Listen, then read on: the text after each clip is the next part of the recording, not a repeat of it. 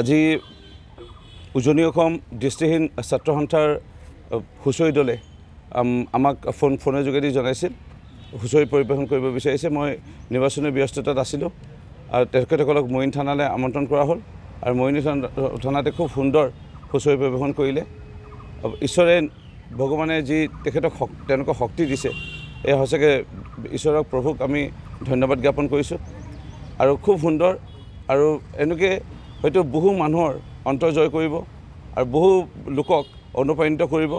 তেওঁলোকে দৃষ্টিহীন হোৱা স্বত্তেও তেওঁলোকে আমাৰ বাপতিসাহোন বিহুৰ লগত জড়িত হৈ তেওঁলোকে এই সংস্কৃতি কলা কৃষ্টিক যি জীয়াই ৰখাৰ বাবে বা সংৰক্ষণ কৰাৰ বাবে তেওঁলোকে যি পদক্ষেপ সঁচাকৈ প্ৰশংসনীয়, আমি ধন্যবাদ জনাইছোঁ।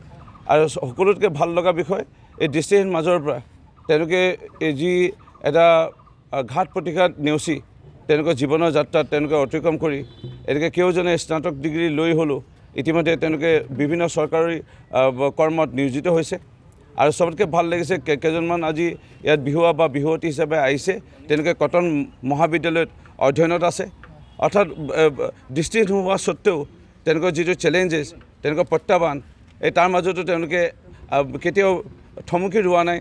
তেওঁলোকে ইয়াতো তেওঁলোকৰ জীৱনৰ যাত্ৰাত যিটো চেলেঞ্জ বা প্ৰত্যাহ্বানটো নেওচি তেওঁলোকে আগবাঢ়িবলৈ যিটো যত্ন কৰিছে, এইটো শলাগ ল'বলগীয়া। আমি অভিনন্দন জনাইছোঁ, বিহুৰ শুভেচ্ছা জনাইছোঁ সকলোকে। আৰু মোৰ তেওঁলোকৰ সহযোগিতা সদায় আছিল, সদায় থাকিব।